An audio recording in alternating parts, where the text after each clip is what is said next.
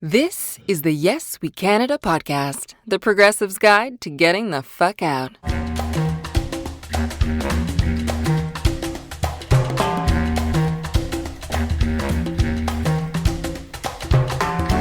Welcome to Season 3.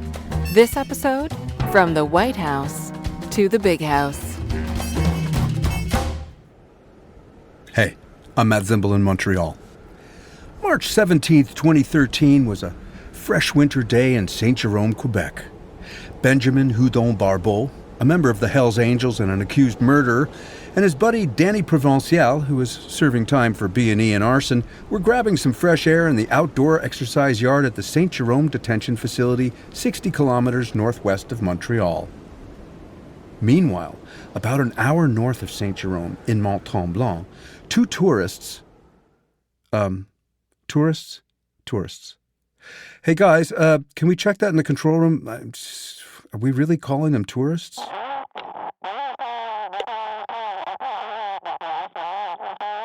Season 3 and we still don't have a control room? Okay, whatever.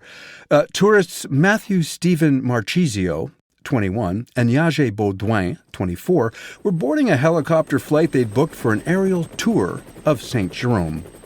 They were both wearing large backpacks, which seemed a little unusual to the chopper pilot Sébastien Fauré. Now, you regular Yes We Canada listeners know, Canada's a big tent country, a super inclusive place where everyone's welcome. So pilot Fauré ignored his spidey sense, because it didn't feel right to be too judgy with a couple of young guys, tourists, with backpacks, who just wanted an aerial tour of a beautiful Quebec town on a random cold day in March. A few minutes after the chopper took off, the guns came out. The helicopter's comms system was disabled, and a regular tourist visit, oh, we've heard that one before, became a hijacking with a side order of kidnapping.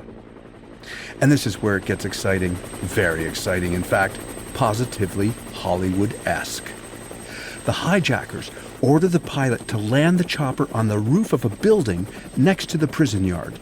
They drop out a rope and then, oh, you're not going to believe this here. This is so incredible. It would never even happen in a movie.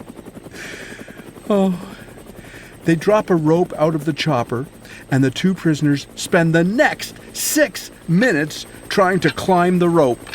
6 minutes.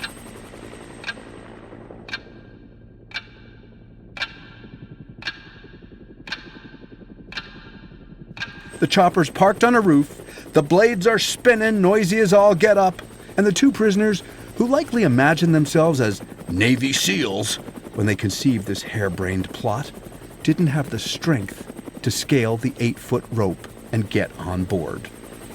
Wait on, man! Back up! Have a back on in!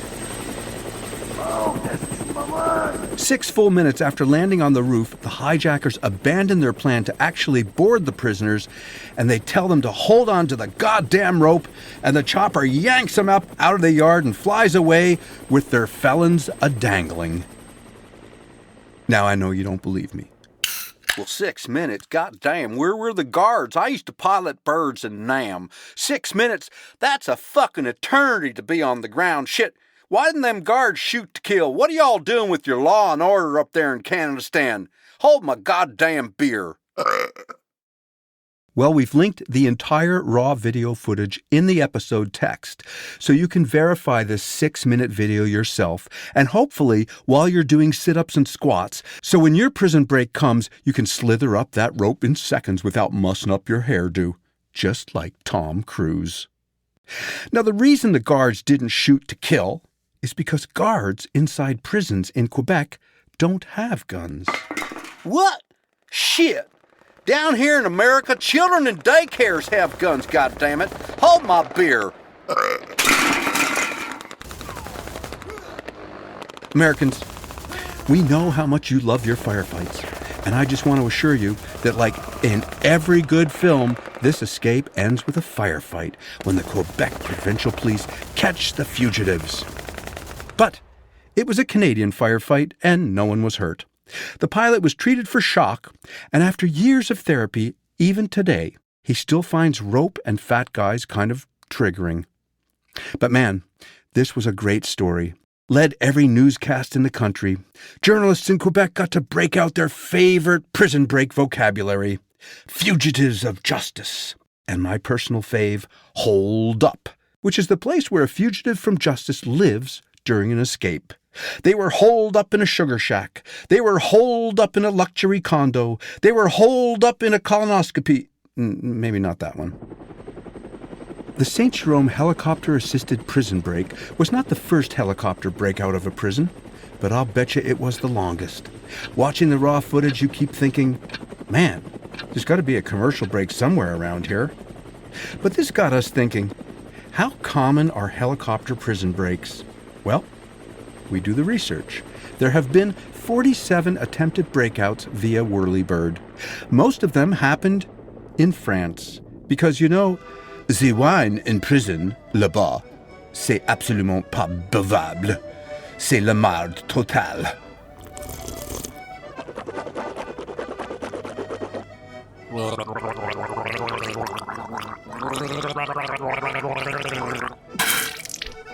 Dégueulasse. Buf. On y va. Now check this out. 6 of the 47 helicopter breaks were either hijacked or piloted by the girlfriend or wife of the prisoner, including the Australian librarian. Hello, mate. Did you say librarian? A librarian hijacked a chopper to bring her Bruce back from correctional? Blimey, a librarian springing a Bruce? Yep. The librarian Lucy Dudko, also known as Red Lucy. You see, her husband, John Killick, was a guest of the state for 28 years for armed robbery. 28 years without a shag. Good on you, Sheila. How hard could it be to hijack a chopper, right? Wrong. He said that I could bust him out the prison bars. You could fly a chopper straight into the yard. Before you know it, it could be like we not being apart. And I believed him, but it's hard cause I'm scared and I'm scarred. All of those locks and those guys. Of course there's a song about it, and it's not the only one. In fact, helicopter prison break songs, oh man, they're like a whole subgenre. It's kind of like country rap, or as we call it on the pod, hick-hop. Okay, guys, I'm sorry to do this to you, but I need a quick personal moment here, if you'll permit me. Excuse me just for a sec. Babe, if anything happens to me, like if you play this episode backwards, it'll teach you how to fly a helicopter, and sweetie, I'll be expecting you. Love you, babe.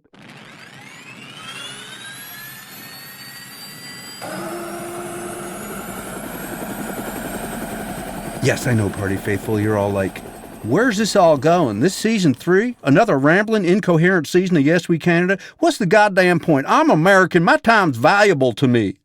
Right. We're with you. 100%. Enough frickin' storytelling here. Here's the buried lead. All rise. In the United States of America, the Law and Order Party currently has a law and order problem. Looks like the Republican nominee for president is wanted on 91 felony counts in 4 states. Simultaneously, his businesses are in civil court in New York, losing on fraud and financial misdoings charges, just like his charities and his, university. There are so many misdoings afoot that our boy Donny John might just be misdone. His indicted co-conspirators are starting to flip like breakfast pancakes, and he's hemorrhaging green to pay the legal team. The one-man crime spree of Donald J. Trump might just be on his way to the big house.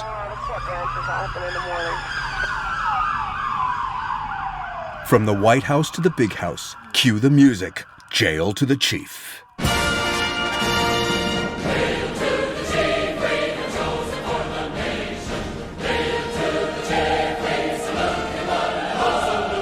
He's in the jailhouse now, in the jailhouse now. Well, I told him once or twice, you stop playing cards, ain't a shooting dice. He's in the jailhouse now. Yadi-ole. Okay, we're going to fast forward here a little bit. Sure, there will be appeals, delays, and talks of pardons, but here's the numbers, the stats on just how evasive freedom is for folks once they're charged with a federal crime in the United States. In 2022, 71,954 people were accused of federal crimes. Only 290 of them were acquitted. 0.4%. You do not want to fuck with the American justice system. Now, I'm not saying it's fair. It's probably far from fair, especially if you're not a white-collar criminal. But that's a pretty astounding success rate for the federal prosecutors, huh? 91 charges, including racketeering, conspiracy, abuse of state secrets. There are so many charges in so many states. As a side hustle here at Yes We Canada, we are pleased to announce that our programmers are developing a Trump indictment tracker app for your phone. Now, I'm not a lawyer, but I am Jewish, which is almost the same thing. Donny, this is not going to end well. If I were you, I'd keep my passport in my pocket and Trump Force One gassed up and ready for takeoff, because you, my boy, might be the first of America's presidents in exile. Jail to the chief. Easy to say, but what does that look like? In America, we love our white-collar criminals, so much so, in fact, we built a special place to house them when they've been naughty. Because in America, our white-collar criminals are just lightly incarcerated.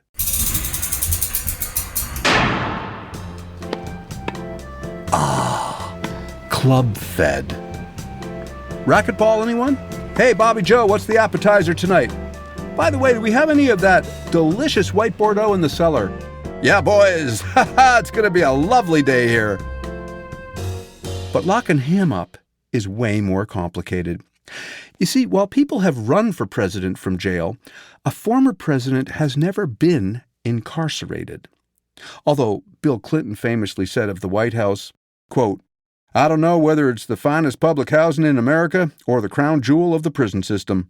You see, when you're done presidenting, you don't just walk out the Rose Garden, grab your car keys from the White House valet, and tool away. You have an entourage, a motorcade, a Secret Service detail. Your spouse has a Secret Service detail. Your kids under 16 have a Secret Service detail. You get free mailing for non-political mail. The government gives you a staff budget and an office budget. I mean, Jesus, man, you don't have to store the top secret documents you stole from the White House in the shitter.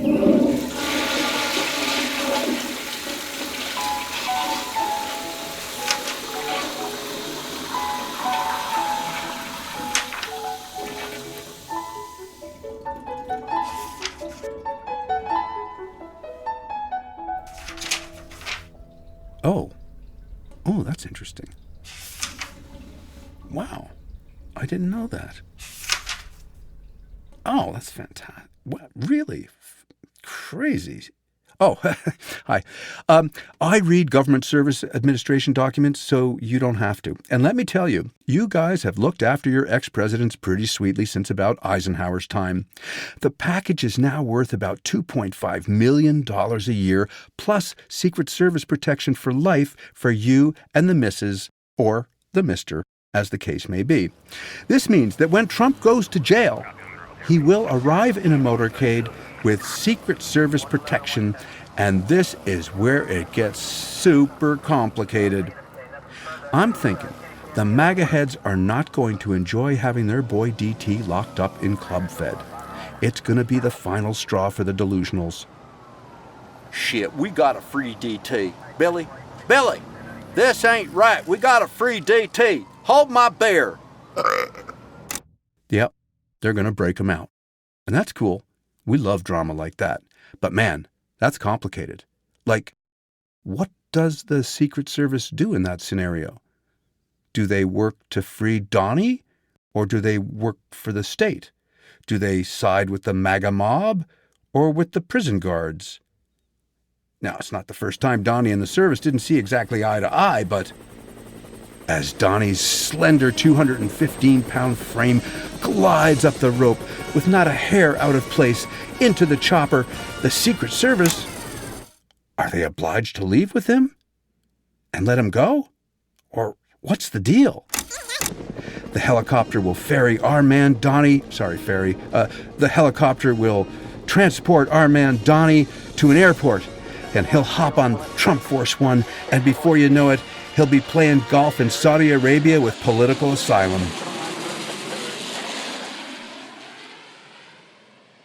Okay, my American exceptionalist friends, I know you hate this when we do this to you, but we have to talk about Canada for a second. I mean, it's in the podcast title, right?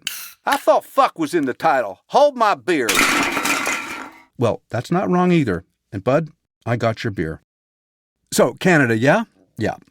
I promise it'll be short, and I promise you that it'll be Canada from your American exceptionalist point of view.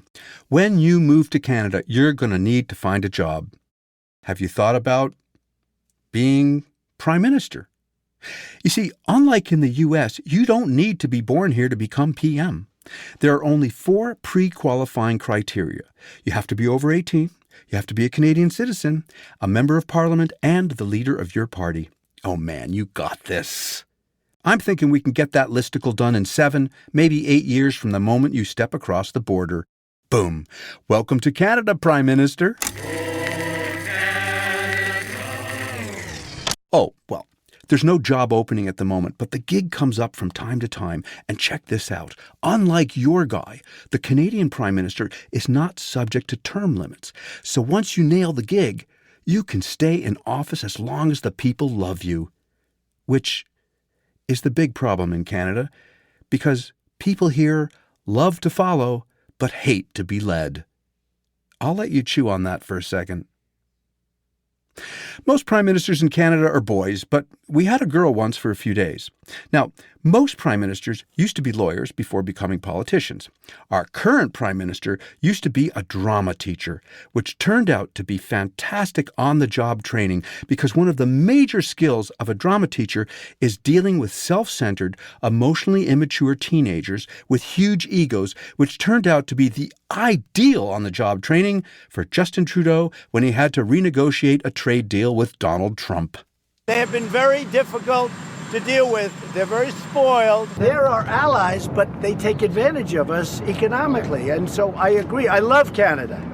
They're taking advantage of us. We're not negotiating with Canada right now. Their tariffs are too high. We don't like their representative very much. They've taken advantage. I love Canada, by the way. I have so many friends. I have everybody. When you walk into a room as president, the band plays Hail to the Chief, and everyone rises.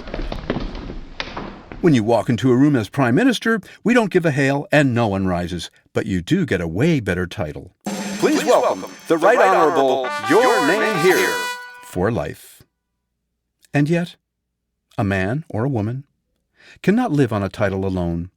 You also get a salary of $379,000 Canadian a year, which is about $35,000 American, plus a swanky office in a historic building, a cottage, and you used to get a mansion, but it got condemned and now only pigeons and rats live in it, and I'm not going there. You also get a security detail from the Royal Canadian Mounted Police. And for us up here, VIP security is it's like a two-way street. Because sometimes our protected get violent with us poor citizens. Once, our Prime Minister Jean Chrétien put a protester in a chokehold. So we're always happy to have the RCMP around the PM for our protection. When a PM retires, they can retain their security detail if they want, but very few do, and it's not unusual to bump into your ex-prime minister, say at the local Tim Hortons or maybe at the Walmart, and certainly if they're an ex-prime minister from the Conservative Party, you can usually bump into them at any of the international arms dealers conventions that you might be attending. So when our PM leaves office, they're a lot cheaper to room and board than your exes. But enough about us. Let's talk more about you, shall we? Oh, I knew you would love that. In 1974, your Justice Department ruled that presidents that retire from office early get the same official ex-office terms as any ex-president. I guess you could call that the Nixon Clause. But check this out. A president who is removed from office due to impeachment is not granted any retirement benefits. Now, sadly, Donald Trump was not removed from office when he was twice impeached. But that's the question for our call-in on today's show.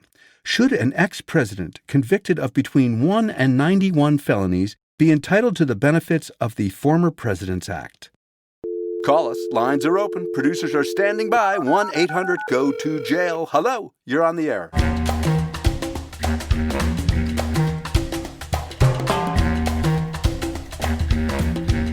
Thanks for listening to Yes We Canada, the Progressive's Guide to Getting the Fuck Out. On this episode, our sound designer and mix engineer is Pi Salen Cutler.